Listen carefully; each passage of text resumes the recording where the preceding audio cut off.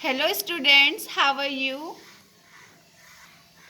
आज मैं आपको पढ़ाऊंगी चैप्टर नंबर 6, संचार माध्यमों को समझना। संचार माध्यम में टेलीविज़न आता है, रेडियो आता है, अखबार आता है, कॉमिक्स आती है, इंटरनेट आता है। तो ये सारी चीज़ें संचार के माध्यम हैं। ये पिक्चर देखिए, पिक्चर में दिया हुआ है। किसी में ये देखिए, ये टीवी चल रहा है, ये पब्लिक को बता रहे हैं, जनसंचार फैला रहे हैं, अपने विचारों का आदान प्रदान कर रहे हैं। कहीं पर रैलियां निकाली जा रही हैं, कहीं पर न्यूज़पेपर देखिए, ये जो मानव है यहाँ पर न्यूज़पेपर पढ़ रहा है। तो ये सारी चीज़ें जो पिक्चर में दी हुई हैं वो संचार के माध्यम हैं। इनके द्वारा हम अपने विचारों को आदान प्रदान कर सकते हैं, अपने विचारों को बांट सकते हैं, अपनी बात को एक दूसरे तक पहुँचा सकते हैं। तो इसी बारे में हम लेसन पढ़ेंगे, संचार माध्यमों को समझना। टेलीविज़न पर आपका पसंदीदा प्रोग्राम कौन सा है? रेडियो पर आपको क्या सुनना अच्छा लगता है? प्राय आप कौन से अखबार या पत्रिकाएं पढ़ते हैं? क्या आप इंटरनेट पर सर्फिंग करते हैं? आपको उसमें सबसे उपयोगी क्या लगता है? क्या आप उस एक शब्द को जानते हैं जो प्राय सामूहिक रूप से रेडियो, टीवी, अखबार, इंटरनेट और संचार के अन्य साधनों के लिए प्रयोग में लाया जाता है? ये शब्द है मीडिया। तो इन सभी का एक सामूहिक रूप क्या होगा, एक सामूहिक शब्द क्या होगा? मीडिया। ये सारी चीज़ें मीडिया के अंतर्गत आती हैं। टीवी है, अखबार है, इंटरनेट है, संचार के जो भी साधन हैं वो सब एक शब्द का यूज़ कर सकते हैं। इन सब के लिए हम एक शब्द का प्रयोग कर सकते हैं, वो है मीडिया। इस पाठ में आप मीडिया यानी संचार माध्यमों के बारे में विस्तार से पढ़ेंगे। आप जानेंगे कि ये कैसे काम आता है और कैसे हमारे प्रतिदिन के जीवन को प्रभावित करता है।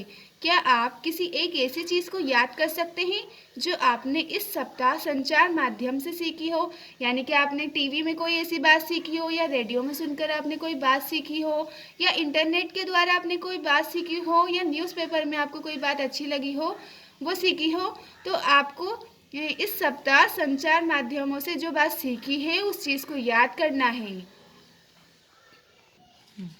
स्थानीय मेले की दुकान से लेकर टीवी के कार्यक्रम तक जो आप देखते हैं, इन सबको संचार माध्यम यानी मीडिया कहा जा सकता है। यानी कि आप कोई मेले की दुकान देखते हैं या टीवी पर कोई कार्यक्रम देखते हैं, तो ये सारी चीज़ें संचार माध्यम यानी कि मीडिया कहे जाते हैं। इन सबको हम मीडिया कह सकते हैं। मीडिया अंग्रेजी के मीडियम शब्द का बहुवचन है और इसका तात्पर्य उन विभिन्न तरीकों से है जिनके द्वारा हम समाज में विचारों का आदान प्रदान करते हैं। तो मीडिया किसका एक वचन है? मीडियम का। मीडियम तो हुआ बहुवचन और मीडिया क्या हुआ? एक वचन हुआ। मीडियम का अर्थ है माध्यम। तो मीडियम का अर्थ क्या होता है बच्चों? माध्यम। क्योंकि मीडिया का संदर्भ संचार माध्यमों से है, इसीलिए हर चीज़ जैसे फ़ोन पर बात करने से लेकर टीवी पर शाम के समाचार सुनने तक को मीडिया कहा जा सकता है। आप फ़ोन पर बात करते हैं, टीवी पर कोई कार्यक्रम देखते हैं, समाचार पत्र पढ़ते हैं, मैगजीन्स पढ़ते हैं, इंटरनेट पर कुछ सीखते हैं, तो ये सारी चीज़ें मीडिया कहलाती हैं। इन सबको हम मीडिया कह सकते हैं। टीवी, रेडियो और अखबार संचार माध्यमों के ऐसे रूप हैं जिनकी पहुंच लाखों लोगों तक है, देश और विदेश के जन समूह तक है, इसीलिए इन्हें जनसंचार माध्यम या मास मीडिया कहते हैं। तो इन सभी को हम मास मीडिया भी कह सकते हैं, क्योंकि इनके द्वारा हम देश के किसी भी कोने तक या विदेश तक भी इनके द्वारा अपनी बातों को पहुंचा सकते हैं, अपने विचारों का आदान प्रदान कर सकते हैं। मान लीजिए आपके भारत में समाचार पत्र छपता है, तो वो गुजरात में गुजराती भाषा में और दूसरे देशों में उस भाषा का यूज़ किया जाता है।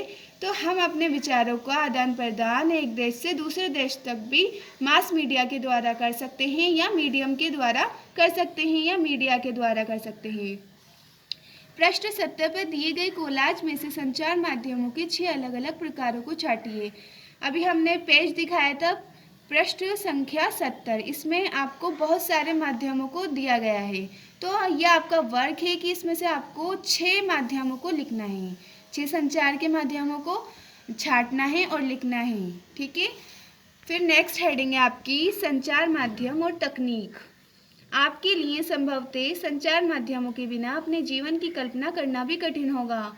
जो आजकल का ज़माना है, आज का जो समय चल रहा है, उसमें हम संचार माध्यमों के बिना अपने जीवन की कल्पना भी नहीं कर सकते। कल्पना तो कर सकते हैं, लेकिन क्या होगा? कठिन होगा। कल्पना करना भी कठिन होगा।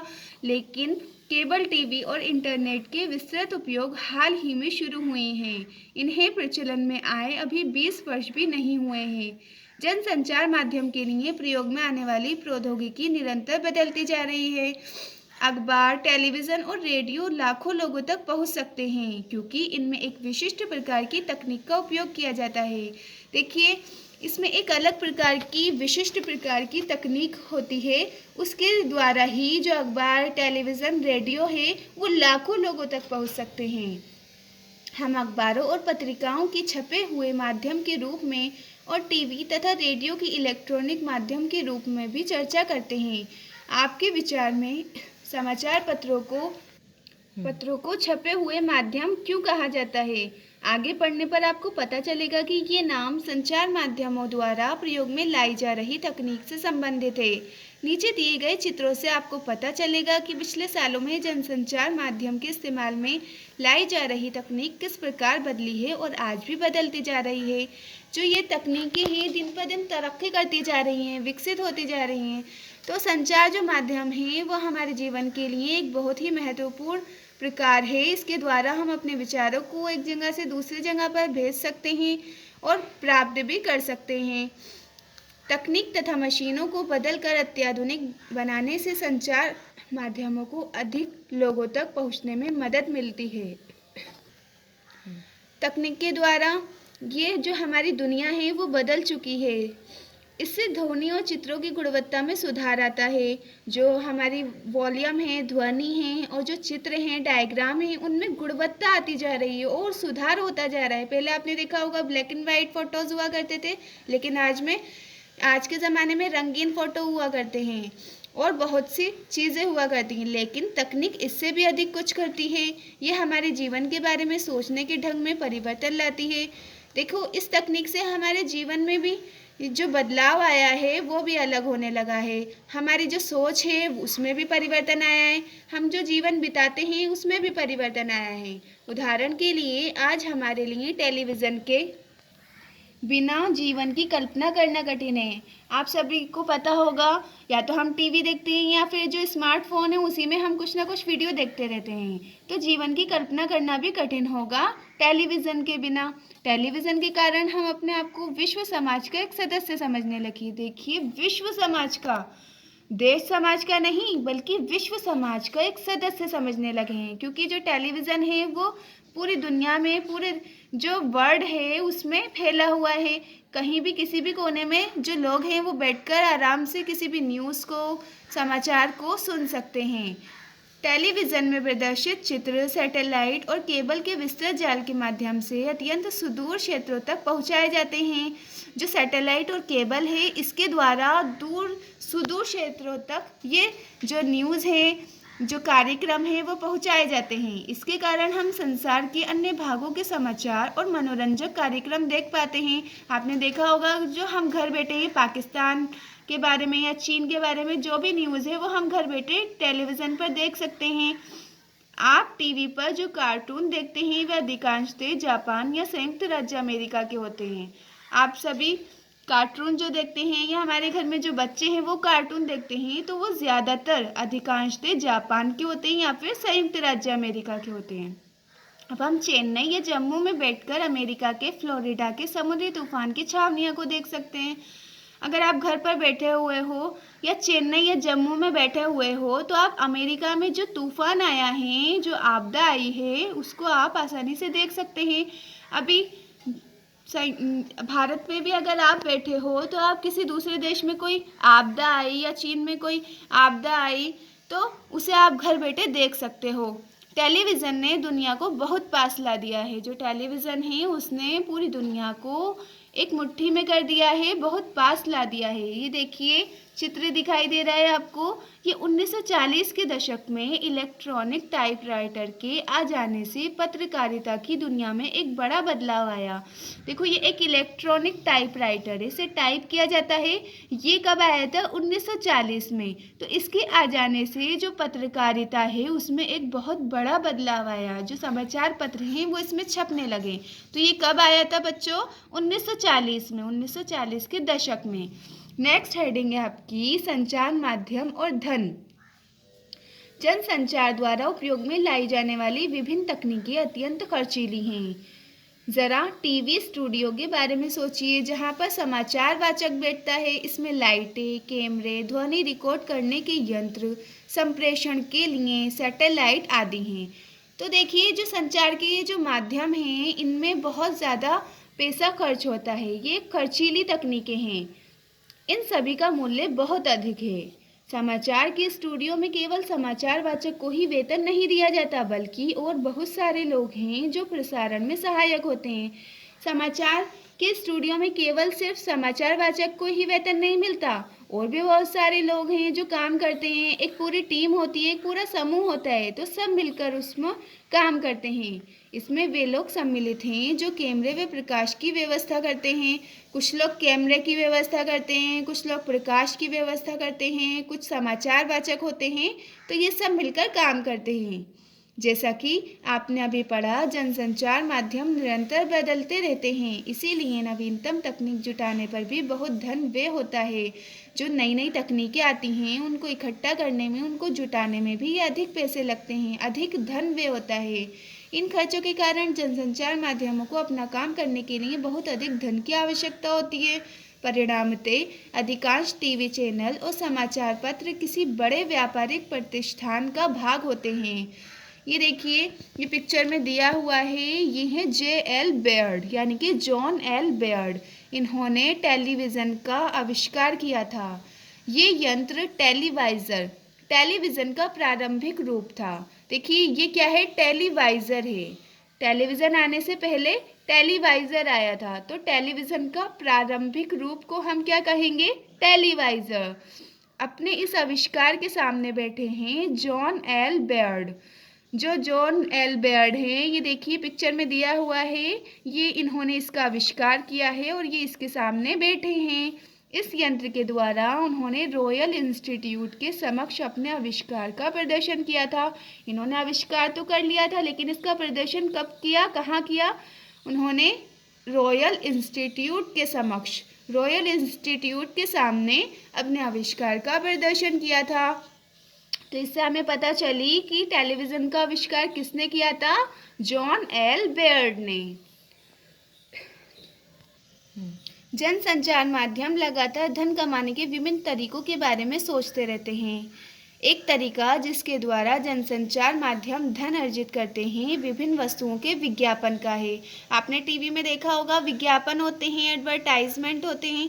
कोई मूवी देखते हैं या सीरियल देखते हैं या कार्टून देखते हैं, तो उसके बीच बीच में एडवर्टाइजमेंट दिए जाते हैं, जैसे कारें, चॉकलेट, कपड़े, मोबाइल फ़ोन आदि। आपने देखा होगा कोई एडवर्टाइजमेंट कार का होता है, कोई चॉकलेट खाने का होता है, कोई कपड़े बताने का होता है, कोई मोबाइल फ़ोन का होता है। तो बहुत सारे विज्ञापन होते हैं जो हमें टेलीविज़न में दिखाए जाते हैं। आपने ध्यान दिया होगा कि अपने प्रिय टेलीविज़न कार्यक्रम को देखते हुए आपको ऐसे अनेक विज्ञापन देखने पड़ते हैं। टेलीविज़न पर क्रिकेट का मैच देखते हुए भी हर ओवर के बाद बार बार वही विज्ञापन दिखाए जाते हैं। कोई सीरियल हो, कार्टून हो या मैच हो क्रिकेट का, तो बीच बीच में हमें एडवर्टाइजमेंट या विज्ञापन दिखाए जाते हैं। इस तरह प्राय बार बार आप उन्हीं छवियों को देखते हैं।